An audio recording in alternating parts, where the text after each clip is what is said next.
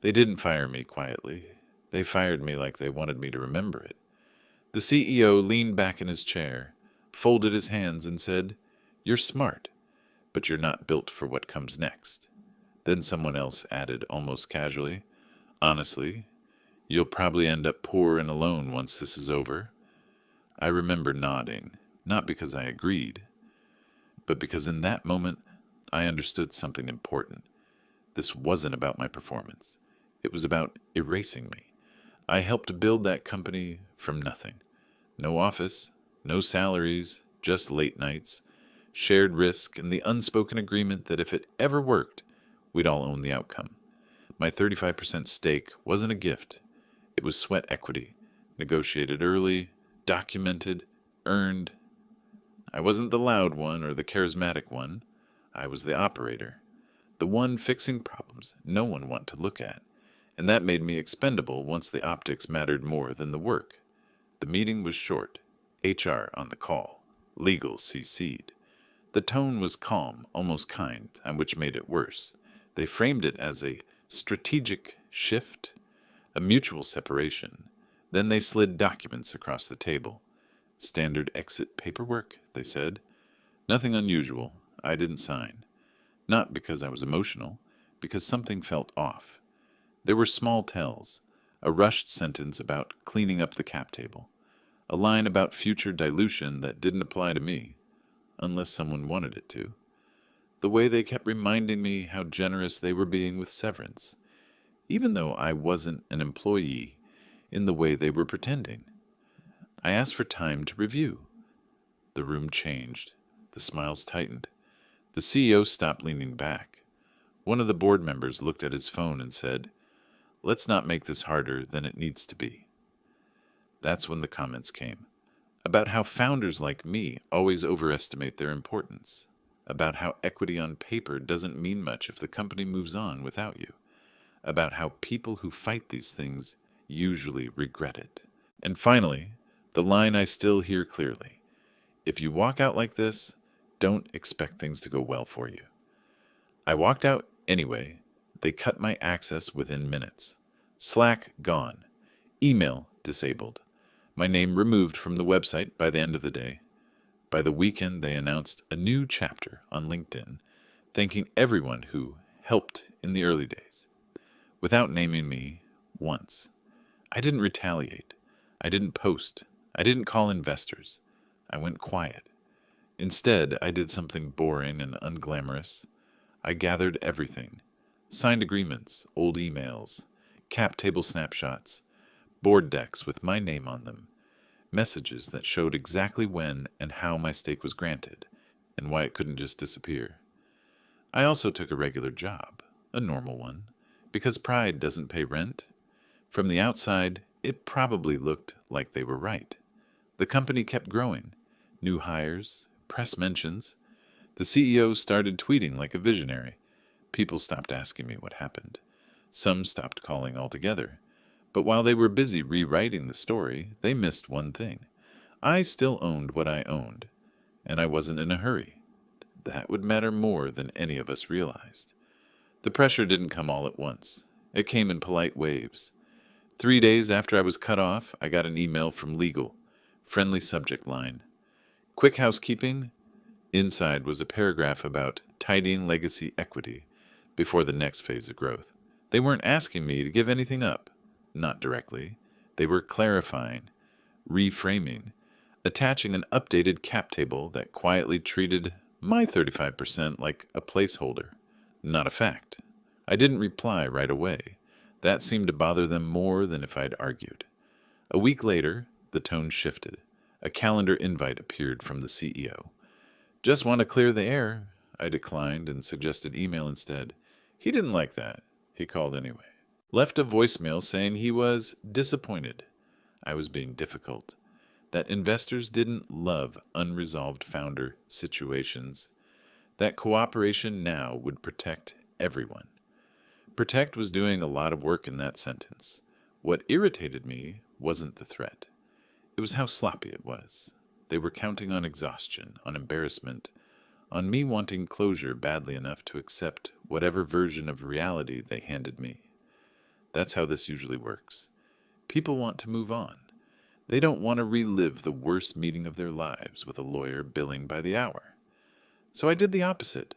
I booked 1 hour with a corporate attorney, not a shark, not a miracle worker, just someone who reads these documents for a living and doesn't care about feelings. I showed him everything. He skimmed, asked a few sharp questions, and then said something that reset my entire nervous system. They can't do this without you. Not won't. Can't. My equity wasn't some vague promise. It was issued, vested, approved.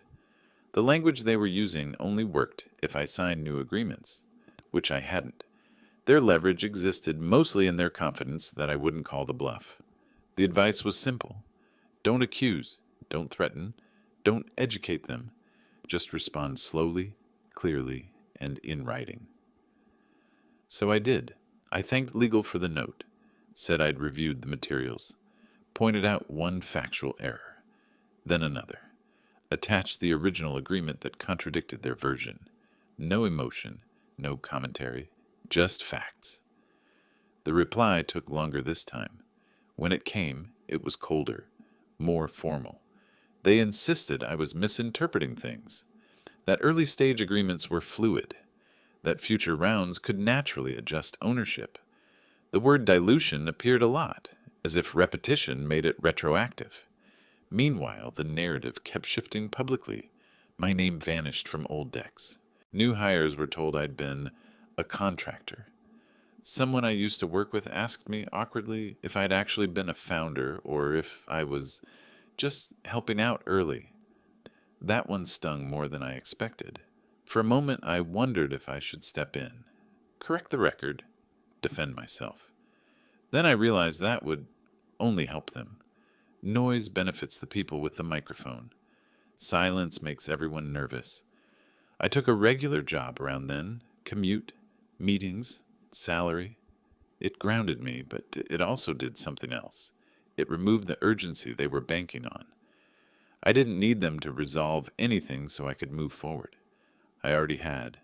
A month passed, then another, and then something changed. I got a message from someone I hadn't heard from since the early days. Short, careful, almost apologetic. He said there were questions internally about my stake, that investors were asking for a clean picture, that my name kept coming up in ways people didn't expect. I thanked him and said I was happy to clarify anything in writing. After that, the emails came faster, different senders, softer language, phrases like alignment and shared success. They asked if I'd consider a call. I said email was fine. They asked what I wanted. I said I wanted the agreements honored as written. Nothing more. Nothing less. That's when I realized the balance had shifted. They still acted like they were in control. But control doesn't ask this many questions. And I didn't know it yet. But the thing they were rushing toward was going to make my silence very expensive. The hardest part wasn't the legal tension. It was the quiet. After the first round of emails, everything slowed down. Weeks passed with nothing but the occasional following-up message that didn't actually ask anything. The company kept growing. I watched it from a distance like you watch someone else's life through a window. Familiar, but no longer yours. I went to my new job every day and acted like a normal person. Learned names. Sat in meetings. Contributed. But at night, when things went quiet, my brain replayed everything I hadn't said in that room. Every line I could have delivered better. Every moment where I'd looked calm while something inside me fractured. People assumed I was fine. That's what happens when you don't perform pain publicly. There was no dramatic post, no scorched earth email, no visible collapse. So the story filled itself in. He must have messed up. He must not have been that important. For a while, I almost believed it myself. Money wasn't tight, but it was smaller. I adjusted. Fewer dinners out, no trips. I sold some things I didn't need, not because I had to, but because it reminded me that I could survive without the version of myself they'd just taken away. The loneliness crept in slowly. Friends from the startup world stopped calling. Not maliciously, just awkwardly. People don't know where to place you when you fall out of a story that's still being told. One night, scrolling past another glowing post from the CEO about resilience, I felt something crack. Not anger, something colder. I realized I'd been waiting to feel wronged enough to act. That was the mistake. Fairness is emotional. Outcomes are structural. I stopped asking whether I deserved better and started asking what was actually true. Over the next few weeks, I rebuilt the entire history of my involvement from the ground up, not as a narrative, as a system, dates, versions, attachments. I created a private timeline with nothing subjective in it. Every agreement, every board approval, every moment my equity was referenced without dispute. I noticed patterns I'd missed before, how often my stake was used as leverage with early hires, how frequently my name appeared in investor decks, right up until the moment it became inconvenient, how certain decisions were made only after I pushed for them, and later reframed as obvious in hindsight. None of it was incriminating in isolation. Together, it told a very clean story. Around that time, I got another message. This one wasn't friendly or hostile, just precise. They were entering advanced conversations with outside capital, serious money, serious scrutiny, and suddenly the existence of a large, quiet shareholder who wasn't on board had become a liability. They didn't say that directly. They said they wanted to resolve outstanding matters. They asked if I'd be open to discussing a buyback for everyone's peace of mind. I didn't respond for 2 days, not as a tactic. I needed to be sure of something first. So I booked another hour with the attorney. We walked through scenarios. What if they tried to dilute? What if they delayed? What if they pushed me into court? He leaned back and said, "They won't. Not now." Because timing matters more than righteousness. If they moved against me aggressively, they'd have to explain why. To auditors, to investors, to people who don't accept vibes as documentation. The very speed they needed to move at was now working against them. That night, something in me settled. I wasn't waiting anymore. I wasn't hoping they'd do the right thing. I wasn't trying to reclaim my place. I was just making sure I stayed exactly where I already was. When I finally replied, I kept it simple. I said I was open to a structured discussion in writing, with clear terms. I attached nothing. I explained nothing. I didn't even mention money. The response came within an hour. They asked for a call. I said email was fine. There was a pause, a longer one this time, and then finally the sentence that told me everything had changed. We're under some time pressure on our end, and it would really help to get your cooperation. That was the moment I understood the truth. They thought I was gone, but I'd just stopped playing the role they assigned me, and what was coming next wasn't going to feel fair. It was going to feel final. By the time they finally admitted there was a deadline, the tone had changed completely. No more lectures, no more reminders about how hard things could get. Now it was, let's find a solution that works for everyone. They wanted a call. I kept everything in writing. Not because I was being stubborn, because written words age better than promises. People behave differently when they know their sentences might be read later by someone with authority. The first concrete offer came 2 days later, a buyback proposal, framed as generous, priced as if my 35% belonged to a stranger who'd shown up late, not someone who'd been there before there was even a payroll. I read it once, then again, then forwarded it to my attorney. He replied with a single line, "They're negotiating with themselves." That's when the chaos started. Internal voices that had been quiet suddenly appeared on CC. Finance asked clarifying questions legal should have handled. Legal started caveating their own language. Someone from the board suggested moving quickly to avoid friction. The CEO tried one last time to humanize it, saying he hoped this wouldn't turn adversarial. I never raised my voice. I never accused them of anything. I just pointed out inconsistencies, asked how certain assumptions aligned with signed documents. requested confirmations that any change would be reflected in the cap table provided as to investors. Each question slowed them down, and slowing down was the one thing they couldn't afford. That was when the real number surfaced. Not in writing at first, hinted at, then walked back, then carefully phrased as a path to resolution. The valuation they were working with was far higher than anything they'd ever shared publicly. It explained everything. They weren't trying to buy me out cheaply because they thought I was weak. They were trying to do it because they were late. I responded with a counter that wasn't aggressive. It was precise, based on their own numbers, their own assumptions, their own urgency. I didn't demand revenge money. I demanded recognition of reality. The reply took a full day. When it came, the message was shorter.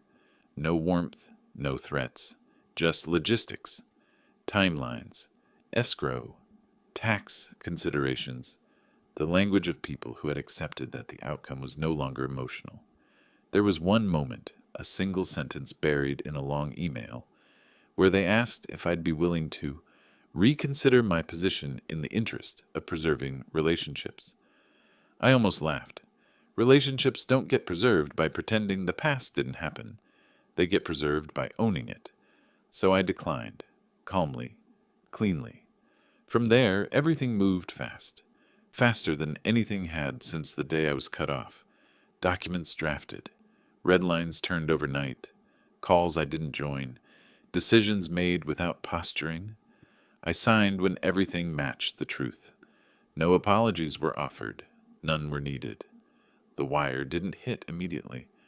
There was a waiting period, regulatory steps, final signatures from people I'd never met, but whose approval suddenly mattered a great deal. During that time, something strange happened. I slept better, not because the money was guaranteed, but because the outcome no longer depended on their opinion of me. They had tried to shrink me into a cautionary tale, a footnote, someone who couldn't keep up. Instead, they'd built a situation where the only way forward required acknowledging exactly who I was and what I owned, and they were doing it under pressure they'd created themselves. When the final confirmation came, it wasn't dramatic. Just a notification, a number that didn't look real until I read it twice. The deal was done, and for the first time since that meeting, the silence felt different. It felt earned. The money didn't arrive with fireworks. No phone call, no congratulations. Just a wire confirmation email at 9:17 a.m. with a number so large it didn't register as real at first. I stared at it longer than I expected to. Not because I was excited, but because my body was waiting for something else. Another shoe to drop, another condition, another voice telling me this could still be taken away. Nothing came. The escrow closed cleanly. Taxes were already modeled. The structure was exactly what we'd agreed to. My 35% stake, valued at exit, translated into just over $25 million after everything settled. Not theoretical, not paper wealth, not if the market cooperates. Finished. I closed my laptop and went for a walk. That might sound anticlimactic, but it mattered, because the victory wasn't emotional. It was structural. The kind that doesn't need witnesses to be real. Later that day, my phone buzzed. A message from the CEO. Short, neutral. Hope you're doing well. Wishing you the best. No acknowledgement. No apology. No reference to the past. I replied the same way. Polite. Final. That was it. Over the next few weeks, I noticed something strange. People who hadn't spoken to me in over a year started reaching out.